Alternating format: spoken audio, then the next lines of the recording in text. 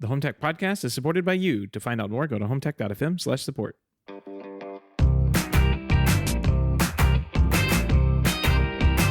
This is the HomeTech podcast for Friday, May 29th. From Sarasota, Florida, I'm Seth Johnson. And from Denver, Colorado, I'm Jason Griffin. How you doing, Seth? Pretty good. I'm a little delayed today. I have upgraded my Comcast internet service, which means no less than 2 days after I thought it was all worked out and working, that it's not working great. So pardon the technical difficulties tonight. I'll try and it'll be a fun edit. That's all I gotta say. Yeah, we've got like a solid probably 1.5, 2 second delay between, like, I can tell when I stop talking and the words are getting to you. So that'll be a little bit of a challenge, but we'll get through it, and I'm sure you'll work your magic in editing. So we've got a fun show here. But before we jump into it, Seth, I have to imagine as a space geek, you're a little bit bummed about the weather delay today. Today's Wednesday, by the way. This will release on Friday, but failed space launch. Yeah, historic launch. SpaceX was doing their commercial crew launch today, which means it's the first time that it's the first time in 9 years that they have launched people to space from American soil, which is kind of a big deal. We after the shuttle program shut down, we haven't been able to do that. But I think the bigger thing in the history books is going to be, like, this is the first time that a commercial spacecraft or commercial platform has brought people to space, and so that will be pretty interesting. And I think that's going to go down in the history books. So can't wait. It's rescheduled for Saturday, so at a pretty good time, 3:30 in the afternoon Eastern, the 1-2 true time zone. And that one you can catch on. I mean, it was on just about everything today. YouTube had 3 or 4 live channels on it. I think they were even some of the network feeds started to pick it up, but got down to the last couple minutes, and of course, wouldn't you know it, Florida weather. It's summer here. Whether it's summer in real life, it doesn't matter. It's summer here. That's right. Florida weather is going to stop anything you try and do in the summer. So it's bumped till Saturday. Hopefully they'll get it off the ground. Yeah.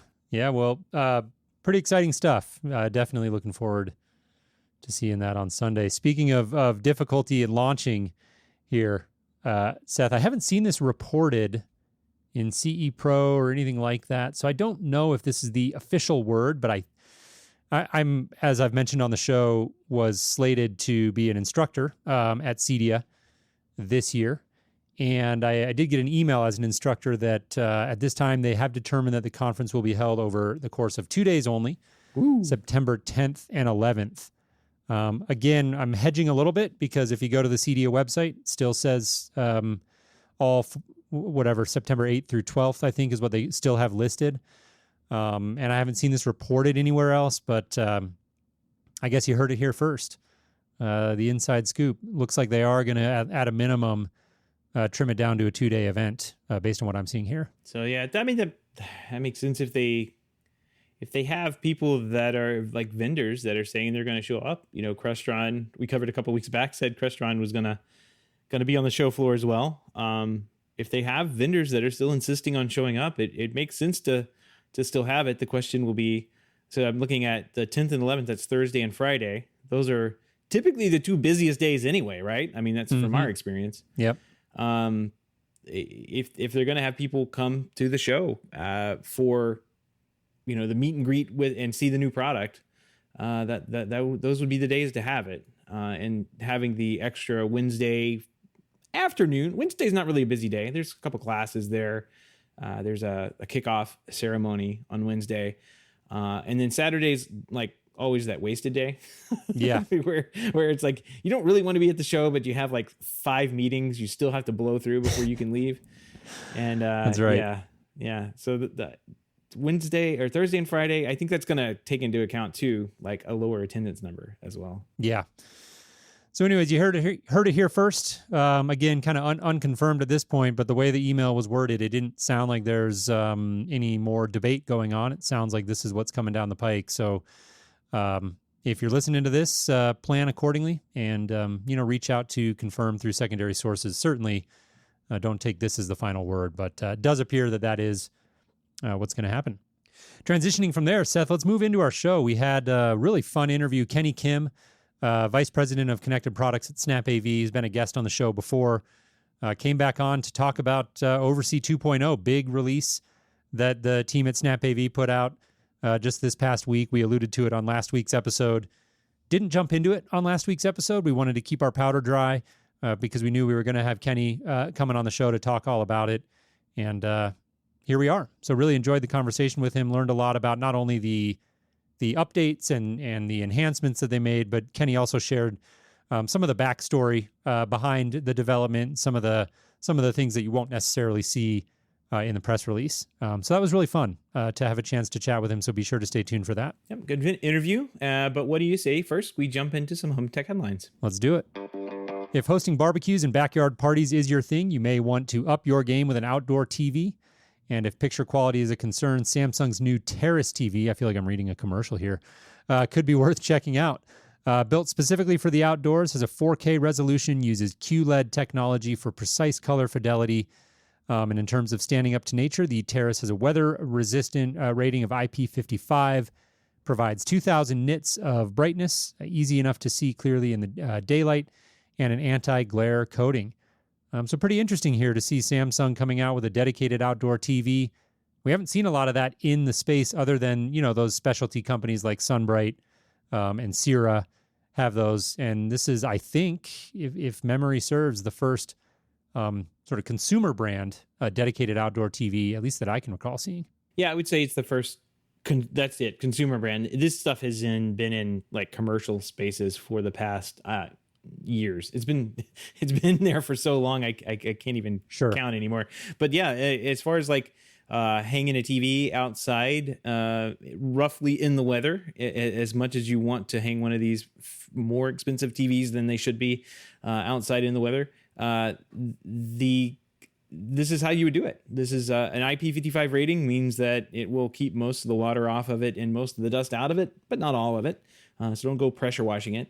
But that 2,000 nits brightness is key for outdoor televisions. You really have to have these things bright to be able to see them in daylight time. And even then, sometimes it's tough to compete with the sun. So I'm glad to see something like this coming to market because it's been needed for a long time. And I think the technology's been there. It's just been manufacturers have been kind of hesitant to put anything out first party in the consumer space that would, end up on somebody's lanai or I guess terrace, as they put it here. Back home in Texas, we called them porches. Here they call them lanais. Unsophisticated. I don't know what you got. What do you have there in Denver? Probably porches as well. Yeah, I think I'd just go with a porch. It's a weird Florida thing. I don't know. They have to fancy it up here it's a porch. It's a porch. Oh, Los Angeles was the same way. Yeah. For sure. So it looks like a few different sizes in this. The story did not list out the prices for all different sizes, but I'm looking here on the Samsung site, and it looks like $5,000 for the 65-inch available for pre-order. Also comes in a 55 and a 75. Yep. So a premium price for the size, right? I mean, size and features, it's probably a premium price. QLED, 2,000 nits brightness, 4K TV. $5,000. That's a bit up there, but you do get the weather resistance. You do not have to worry about ruining a warranty by sticking a TV outside, which is what we tell people all the time here.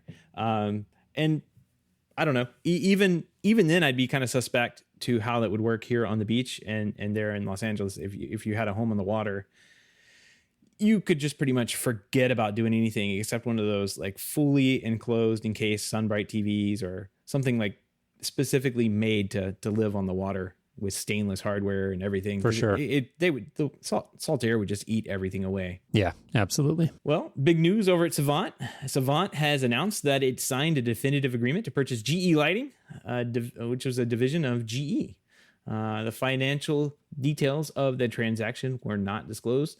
The transaction will bring together both GE's legacy and expertise with Savant's best-in-class smart home solutions and renowned culture of innovation, creating a union of trusted, see, now I feel like I'm reading commercial, and recognizable premium brands in the lighting and connected home technology markets. Jason, this story blew up in the chat this morning, and I don't think anybody could figure out what this deal was about. Yeah. By the way, I swear we're not getting paid for these headline placements. Yeah, it's an interesting one. I don't quite know what to make of it, other than just Savant trying to expand the arsenal here. Savant founder and CEO Robert Madonna said Savant's mission from the start has been to create the #1 smart home brand in the world, and I'm confident the acquisition of GE Lighting has moved us significantly towards that ultimate goal. We are committed to ensuring that GE Lighting's long history of industry leadership continues while bringing exceptional value and reliability to retail partners and consumers as the #1 intelligent lighting company worldwide. Interesting word there. Retail? Yeah. I'm hearkening back to what was it called? Just the Savant remote? Is that what they called it? I don't remember what they called it. I don't remember. Yeah, I remember seeing that in Best Buy. But like GE Lighting, I was kind of on their website perusing around. Do you remember a couple of months back, we did like a parody video of their GEC lighting, which was like they had this reset dance that you had to do. And we did this parody. Yes, I remember. I basically looped it like 30 times. So you could watch it for all of 20 minutes, but it was just a loop of them resetting their lights. That's part of it. That's like the smart side of it. But GE Lighting has a ton of other stuff. So I can't imagine that you're going to see GE Lighting disappear from Home Depot because Savant bought them, that's not going to happen. This has got to be a mostly profitable division of GE, or was, I would assume. And Savant picked it up for the talent. It says here 700 employees are going to transfer to Savant when this transaction completes. So that's a ton of people that are working on selling light bulbs over at GE Lighting. Yeah. So it will be interesting to see what happens here. It's hard to know, man. I mean, Bob Madonna's got a sort of a reputation for being a mad scientist and innovative thinker, and it's hard to tell sometimes if Savant is brilliant or crazy, I feel like. But they're doing their thing, and it'll be interesting to see how this one plays out. I'm with the consensus of the chat room. I'm scratching my head a little bit, but I'm sure they've got their reasons. Well, speaking of lighting, Crestron Electronics has announced its Crestron Home software will now integrate with lighting and shade control products from none other but Lutron. This is big news here. Yeah. I feel like burying the hatchet. Through the newly formed partnership, Crestron Home will integrate seamlessly with Lutron RAW2 Select, RAW2, and HomeWorks with QS and QSX control systems. So very interesting. I guess there can only be one, right? So in the premium lighting space, you always had Crestron, you had Lutron, and Control 4 to some extent, right? Kind of on the lower side of that. I mean, Lutron and Crestron definitely had the better keypads and finishes. So this is huge.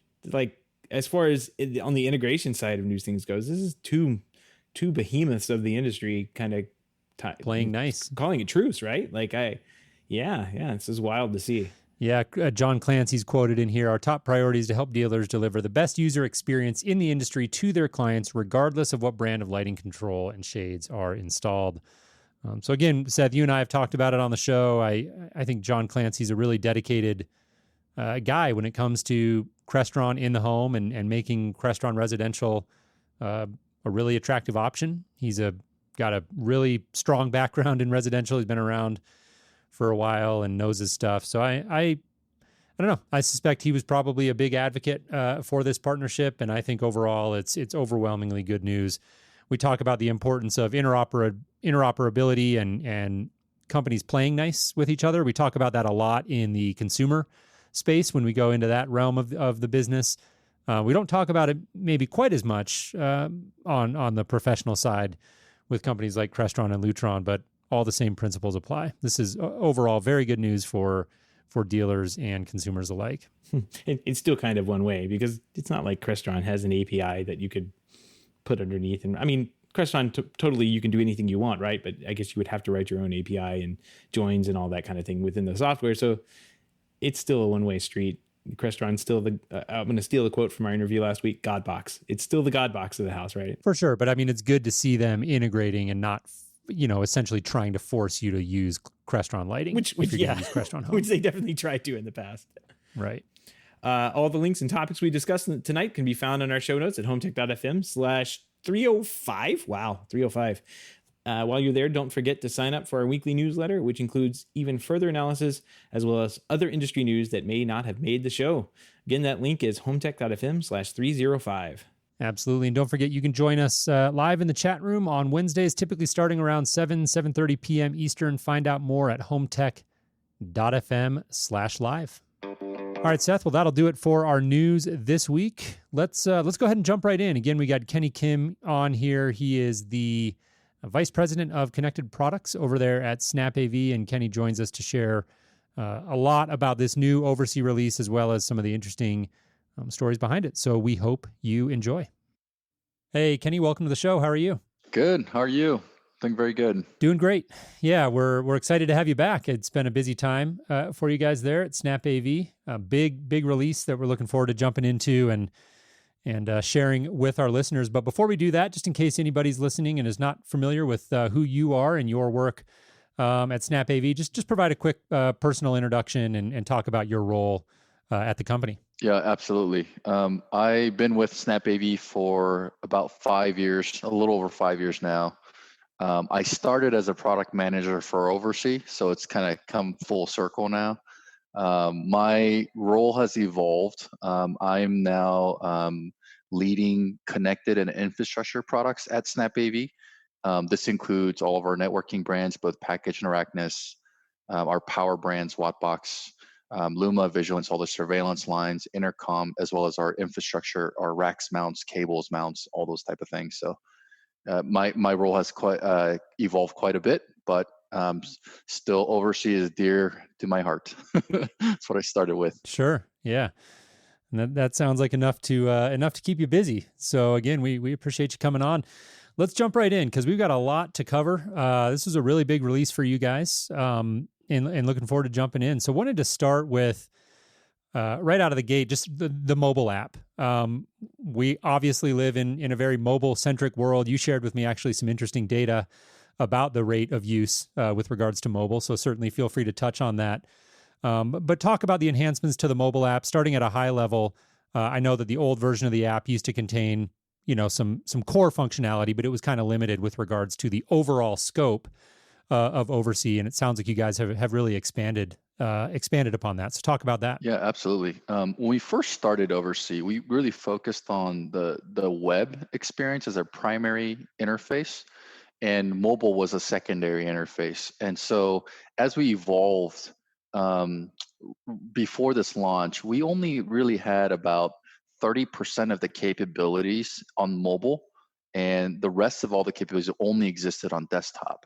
And that just got worse over time. So in this release, we've completely redone the mobile app where we're providing all the features that are available on desktop on mobile. So dealers have full capabilities to take care of their customers and have all the access to the feature sets. When we look at the data, we saw that dealers were using mobile over 2 times they were using desktop. So we know that dealers are on the go, and that's usually when they're handling the support calls. And so this was really important. And it was really funny during our beta testing that dealers told us, hey, I didn't know this feature existed. That's a cool new feature. When that already existed on desktop, they just never had access to it. So it was quite an interesting transition. Yeah. It's a mobile world, and I'm certainly not surprised to hear about that usage, but still pretty high numbers there in terms of the overall usage on mobile. So highlight some of those key features, maybe for somebody who's not yet familiar with the new release and hasn't dug in, because I know there was a ton of stuff you guys did. And we'll talk about some of that later, clearing out the backlog and hundreds of enhancements that you guys did. But talk about some of the flagship ones in terms of adding functionality to the mobile app. Sure. So on the mobile app, some of the really advanced functionalities, these are most valuable functionalities that we have. So let's talk about Wattbox, for example. Being able to schedule reboot of problematic devices, being able to configure auto healing capabilities on certain outlets and the modem. On our wireless, setting up guest networks. setting up OvrC home commands. Like these are very value-added feature sets that dealers have access to that was only available on desktop, and now it's all available on mobile. And so these are just some of the examples, but dealers will be pretty excited to see all the features available now. Very, very cool. And one of the big things I think I think that a lot of dealers have noticed and passed on, I've heard about in my neck of the woods, even though I don't get to use OvrC, I've heard that you guys made it faster. Like it's easier to get to, and it just works a whole lot better because it loads up a lot faster for you. Oh yeah, absolutely. And I'll talk about how fast this, like we made some core architectural changes to the platform that allows us to cache more data in the cloud. And that just makes, what that really means is this is much faster. Like we're not working off of every time you clicked on, for example, a WAP box in the past, we would actually go to that device, collect all that data, and then present it to the customer. And so depending on how congested that network is or how slow the device responds back, that experience was pretty bad. And some dealers call it the 3 dots of death. And you see that on your experience. But by us changing this, yeah, you know about that, yeah. And because we changed this architecture, we're now pulling from the latest cached information in the cloud. So it's instantaneous. And so that allows us to do a lot of other things. Like one of the other improvements coming out of that is offline device information. When a device is offline, the dealers didn't know about what was plugged into that WAP box or what was plugged into that PoE switch. Now they know the last known state before the device fell offline, and that's critical for troubleshooting and allows the dealers to be more proactive when they reach out to their customers. Yeah, absolutely.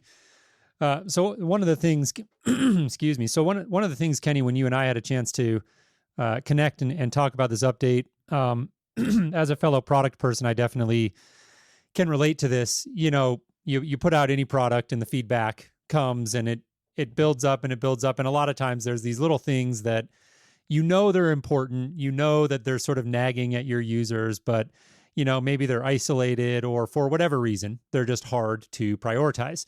And I know that you guys took this opportunity on this big OvrC release to really go into that backlog and clear out. Again, when you read the press release and you read the stories about this release, you see hundreds of improvements.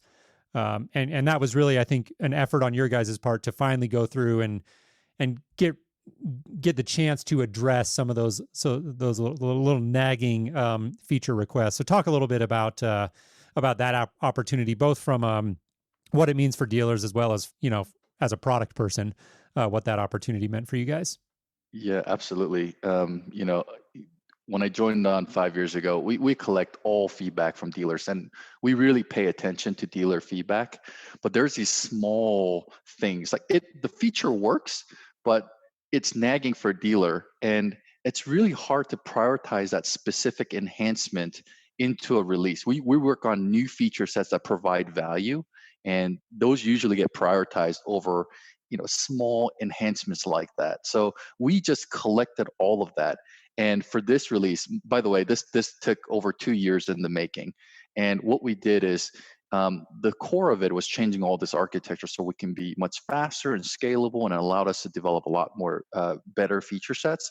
But what we also did is we collected this list, prioritized this list, and gave it to the developers and said, hey, while you're making these changes, feel free to go make some updates. And they went through over 100 little enhancements that the dealers are going to love to see. So I have a few examples here. Tables. We have a lot of tables that we present in OvrC. And a lot of times those tables, you couldn't sort those tables for each column.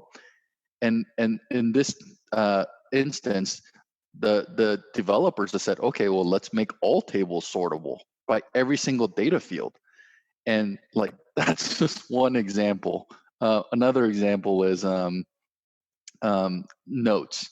Today or before, our notes was just terrible. Let's just admit it. Like dealers couldn't format it. They couldn't put bullet points. They couldn't put bold. So it's just a simple text capturing notes. And so it wasn't very usable, but our dealers loved it because that's one way they can capture data about a job site. And so we said, hey, in this go around, let's update notes to the latest standards with formatting and bullet points and text and all of those things. Another one, improve search capabilities. Like if you go into search now, you can go into and search for addresses, location name, and customer name to allow you to find customers much faster when you're dealing with customer issues. So these are just some of the examples that we've just made improvements across the board. And it's really hard to list all of it in a marketing release because you don't want to distract everybody. But if you go to our blog post, we just capture some of these things and just the bullet point list of all the things we improved. Yeah, that would make for a pretty long press release. Starts to detract from the main story you're trying to tell. I can totally empathize as a fellow product person, and I'm sure it was. I'm sure it's just a big relief for you and your dev team and everybody involved to get some of that stuff cleared out and be able to kind of start fresh. So congrats on that. I'm sure that for you guys internally, that was probably just as big of a deal as anything else. As part of this project, because again, you just know, like, oh man, these things are just suboptimal, and to again have that all cleared out, that's great news for you guys and for, of course, for your dealers. Let's shift gears a little bit. Yeah, go ahead. Oh no, I was about to say, like, it's funny because those little things are what dealers really comment about and say, wow, that has really improved my experience. So I'm really excited for how it's going to impact dealers' experience. Yeah. Oh, absolutely. Because those little things, like you said, they're often, for those dealers that you're hearing the feedback from, it's typically because that's a core part of their workflow, right? The dealers who are kind of nagged by not being able to format notes probably rely on notes a lot. So for them, that's a really, really big deal. So that's great stuff. Let's shift gears a little bit and talk about Package specifically. Want to start with on the hardware side. So talk about this release and how you guys are now sort of enhancing or providing more visibility and management capabilities into Package networking hardware. Yeah. So this was a big announcement, not only because it was a huge update to the OvrC platform, but we also made the announcement that OvrC is going to be the platform of the future, and we're starting to enable package products onto OvrC. So with this release, you have package PDUs and SX switch lines that are supported through OvrC Pro. So if you have any OvrC Pro device on that job site, you can control and manage these devices today. We've also opened up a program called Early Access Beta, and if you sign up, and you can sign up at the Control4 portal, we are currently internally testing package access points.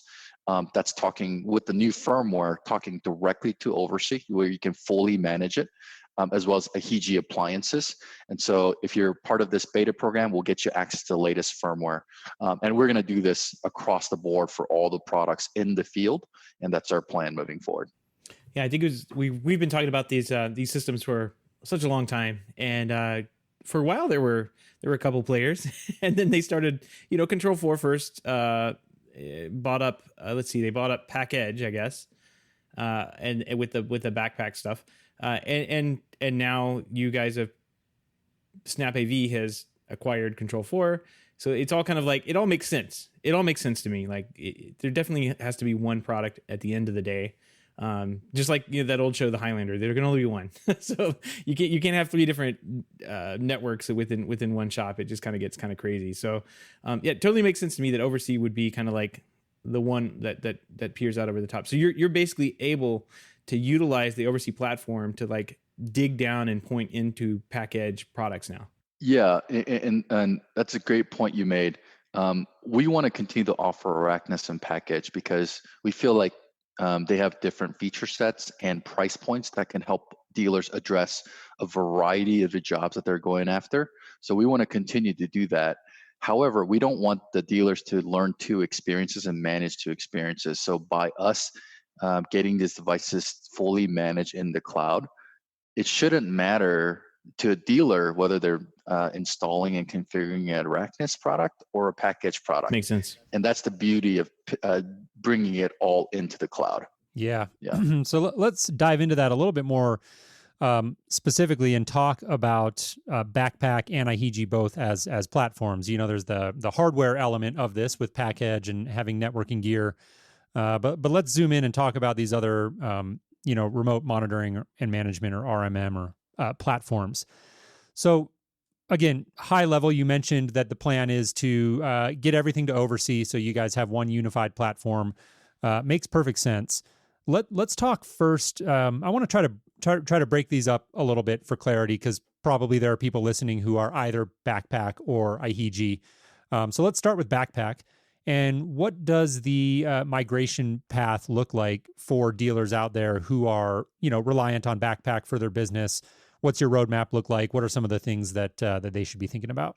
Yeah, first of all, let me mention that we are preparing a wide communication that really details out the migration process and experience. But to share some here, first, we're targeting one of our goals is to make sure that dealers don't have to roll out a truck or deploy new hardware in making these migration efforts.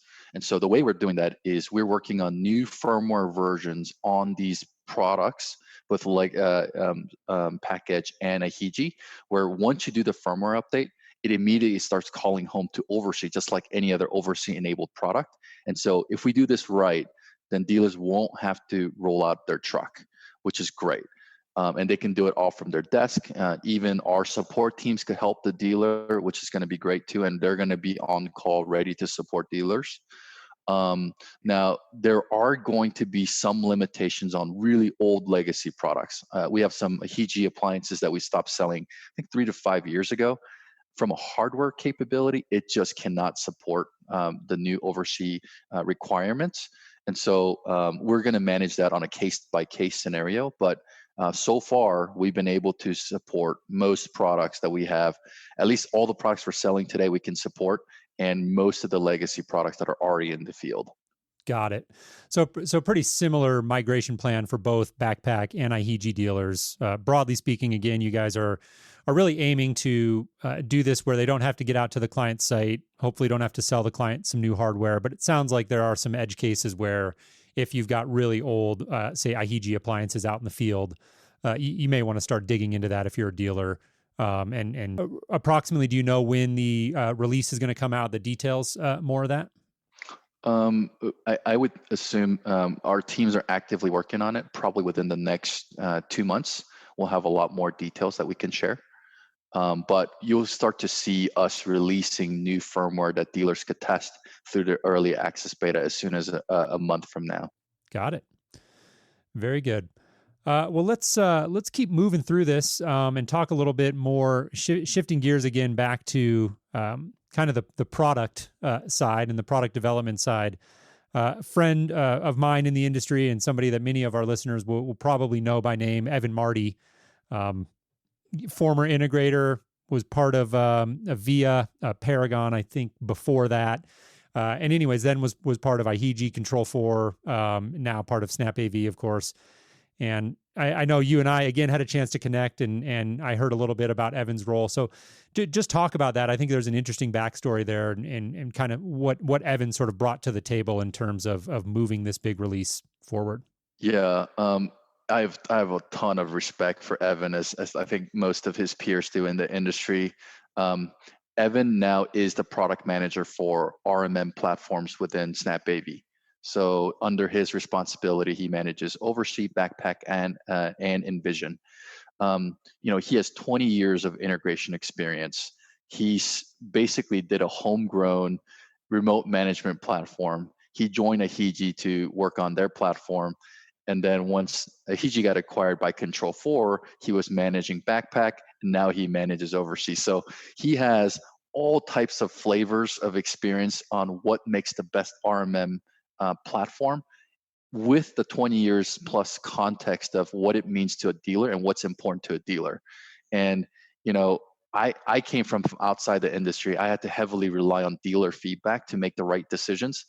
For Evan, it's almost second nature. He knows it by heart. He's lived it, and he has the context to continue to make improvements and hear dealer feedback. So I'm really, really excited. We're all excited that Evan's now leading the charge on RMM platforms. Yeah, he's really, really knowledgeable guy. And like you said, really well respected. I don't know anyone in the industry who's had a chance to work with Evan and doesn't have good things to say about him. And that combination of experience, literally working on like just about every RMM platform in the industry now, give or take, and then that former integration experience. I know I'm a former integrator as well, and at One Vision, we rely on that a lot. Like having somebody who's been down in the trenches, who's lived and breathed that experience there's no substitute for it. So it was really cool to hear about. I was glad to hear, and not at all surprised that experience and Evan's overall, just Evan played a big role in this release.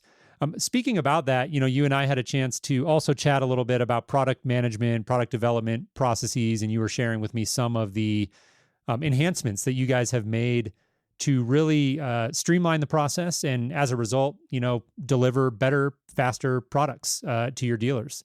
So talk about some of the changes you guys are making there, or have made there, I should say, in terms of enhancing your overall product management and development processes. Yeah, absolutely.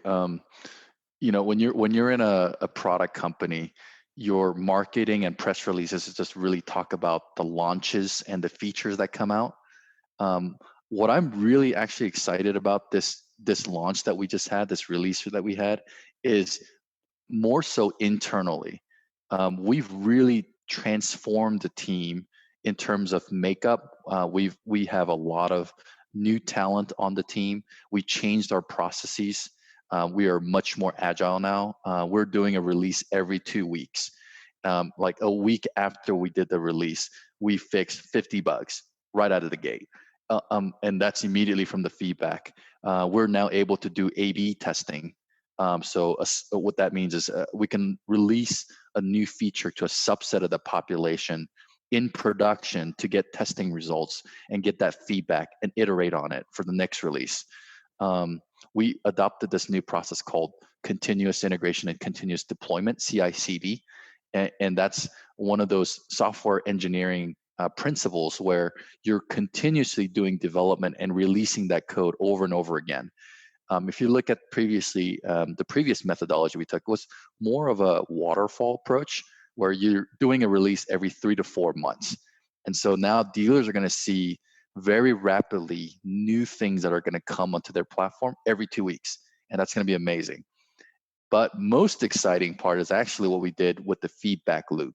So we built this feedback capability within OvrC, where dealers can now tell us what's most important to them. And they can also upvote other recommendations that other dealers have made. And so from our perspective, we review it every single week, if not daily, to recognize what's most important to our dealers. And based on that priority and the most votes, we can actually immediately take that into the next release and build that feature. So this, I think, to me, yes, the release was exciting because of all the features we enabled, but more importantly, how this accelerates our team in developing more valuable features quicker and relevant features that dealers actually want.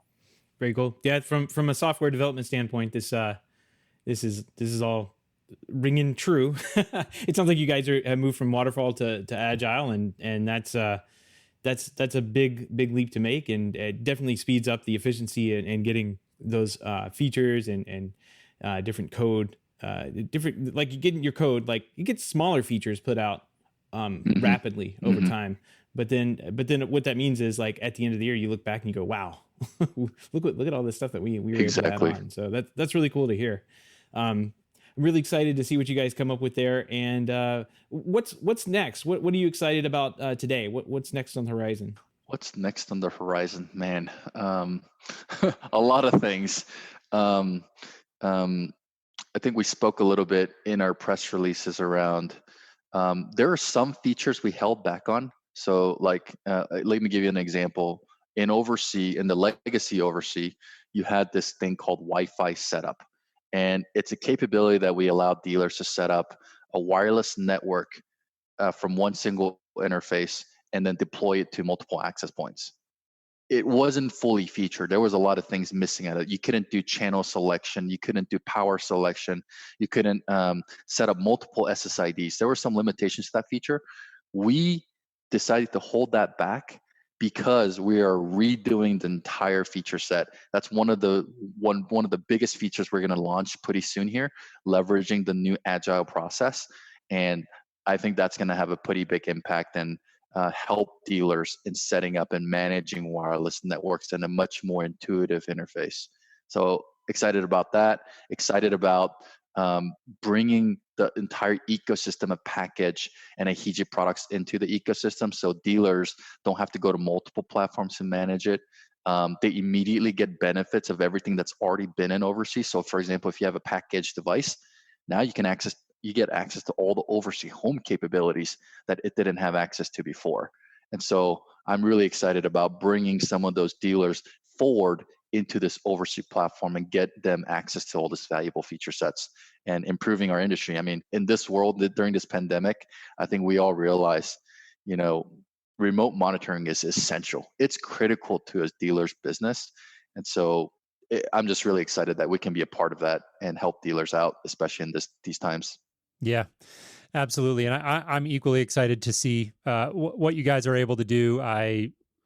Listeners of the show will be very familiar with my stance on remote monitoring and management. I think it's still a lot of greenfield in front of us as an industry, and I think it's come a really long ways, certainly over the last 3 years with a lot of consolidation. That's been really the big overarching trend of the last 3 years and continual improvements. But I just get the sense that now that you guys have these platforms sort of focused in one direction, I think there's still a lot of opportunity for remote monitoring and management to really expand and become a more prevalent, more common part of every integrator's business, and that results, of course, in a better end user experience as well. So I think all around, it's super exciting stuff, and really appreciate you coming on to share not only some of the things about the product, but also some of the methodologies and stories behind it. Really fun to hear about that. So appreciate it. If anyone's listening and had maybe follow-up questions for you or generally about OvrC, wanted to connect, what would be the best way for them to do that? They can email me directly at Kenny Kim at SnapAV.com. They can also leave comments and feedback directly into the OvrC app, which, we're going to respond and we're going to look at that, which is going to be great too. Get it in the backlog, right? That's right. Get in the backlog and vote. Absolutely. Vote. Your voice actually counts. Yeah, absolutely. All right, Kenny. Well, we appreciate it. Thanks again for coming on. Yep. Really appreciate it. Thanks for having me. There you go. Always good to hear from Kenny over at SnapAV. Really appreciate him taking the time to meet with us and talk about all Jason, tons of stuff that I did.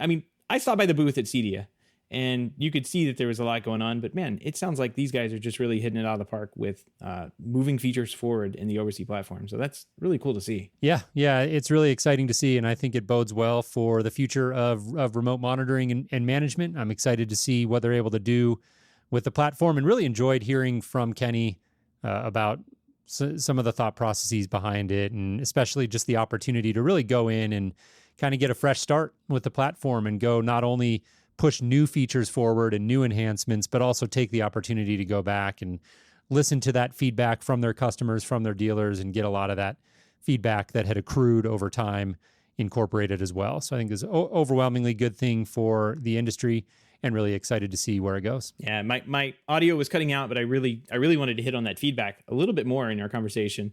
But man, feedback is so hard to get sometimes from dealers in the field, and embedding it directly there in the app where you can upvote or downvote the features you like to use the most or the features you want to see is a brilliant idea. Absolutely brilliant idea, because the way dealers work, they get on site, they find some frustration, they do what dealers do, they fix it, and then they leave, right? And it's hard to gather all of that when you're dealing with dealers out in the field doing their jobs. Like they're not going to provide you with that feedback. I deal with this, if you can't tell.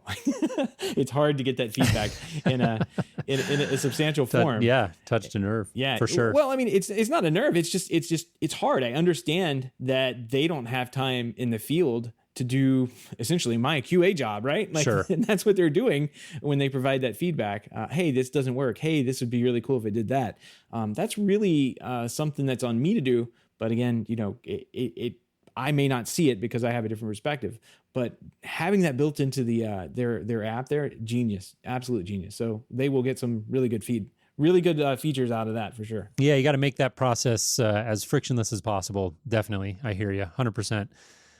So cool stuff. All right, Seth, moving on. Pick of the week this week's mine. This is cool. Yeah. Yeah. I got this cool news. So I'm a total nerd when it comes to just like learning and information. And I'm getting into this whole area called, there's actually like a name for this. I didn't know this until just recently. Personal knowledge management. I don't know if you've ever heard of this. But anyways, you can Google it. There's a whole world and a whole sort of culture behind this. But I'm getting really interested because I'm just a learner. I love learning and accruing new information. So I'm constantly sort of taking notes, debasing books with underlines, which I know you love. Monster. And that's all well and good. Savage, I know. But where I've struggled in the past is I listen to a lot of podcasts. I love podcasts and I love hearing interviews and new ideas, but I've never had a good workflow for essentially, simply bookmarking ideas. Like when I'm listening to a podcast, I'm often exercising or on a bike ride or doing dishes, not sitting in front of my computer. And so I need like a quick way to just essentially bookmark and say, that was a good idea. Like I want to capture that and I'll come back to it when I'm in front of my computer or something like that. So anyways, I found out about this app called Air Audio and spelled AIRR. And if you're into podcasts and you have this sort of similar challenge of wanting to be able to capture and bookmark things, go check this out. It's available on the App Store. I'm an iPhone user, so I'm not sure if it's available on Android or not, but it is available for iOS. And basically at its core, it allows you to do exactly what I described, which is very quickly in the moment while you're listening, just tap a button and it'll essentially create what amounts to a bookmark. It'll actually create what they call air quotes. And then you can add like a little note to it. So you can jot down like some of your own thoughts of why you thought it was interesting or important. You can also go in and edit the quote so you can like trim the start and end times. It's got some sharing features in there. So if you want to share those out on social or email them to yourself, whatever you want to do to export them out of there, it's got some features for that as well. So really neat app. And if you're a geek like me and are looking for a better way to kind of extract information or ideas from podcasts, definitely go give it a look. Sorry, I should mention very quickly, still very early. It's a very early version of the app. So it still kind of has some of that feel of like an early version. They're soliciting feedback. I've gotten in touch with one of the co-founders of it. They're doing some active outreach in some communities I'm a part of. So, I'll preface it by saying like it does feel like a little bit of an early stage app, a little bit of bugginess here and there that you'll run into, but I know they're developing aggressively to get that worked out. And it's really cool. Cool idea. Yeah, you shared with this with earlier, and I was like, oh, Overcast does what you're talking about, maybe. And we kind of shared screenshots back and forth. And what Overcast doesn't have is basically what I will call your hot take that you can put on there, where you can write in your own like quote or what the quote was about that you're highlighting, or the bookmark on the podcast that you were highlighting. So what a great idea! What a just absolutely great idea! Because all the time you may be listening somewhere and the podcast is playing in the background, and you're like, oh, that's an interesting note. I should probably remember that. And you want to there's no real way to bookmark it. It's kind of almost ephemeral, I guess, like where it just kind of like disappears. Yep. And I'm bad. You're not going to like me for saying this, but like I'm an auditory learner. So like I remember what I heard on the podcast, and what's bad is like I will remember things and go like have to go back. Like I'll remember ad reads and have to go back and listen and find the podcast. I know that was 2 weeks ago on this podcast, and I'll go back and find it. So like this doesn't have the same value to me, but I can totally see how it would be an aid for things I can't remember. So right.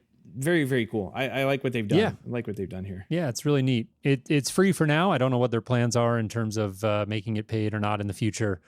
But go check it out. It's really cool. So anyways, for the geeks, that's my contribution to pick of the week for this week. If you have any feedback, questions, comments, picks of the week, ideas for a show topic or guest, give us a shout. We'd love to hear from you. Our email address is feedback at HomeTech.fm or visit HomeTech.fm/feedback and fill out the online form.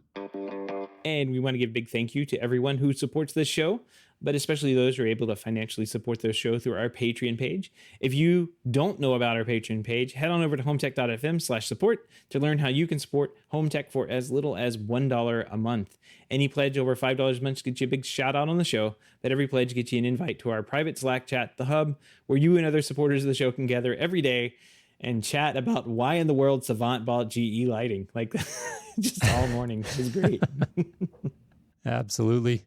And if you're looking for other ways to support the show, if you enjoy the podcast, get value or entertainment, or hopefully both out of it, we'd appreciate if you took a minute to leave us a review on iTunes or in your podcast app of choice. Those positive reviews definitely help more people discover the show. So we'd really appreciate it. Can you give us a 5-star review in air, Jason?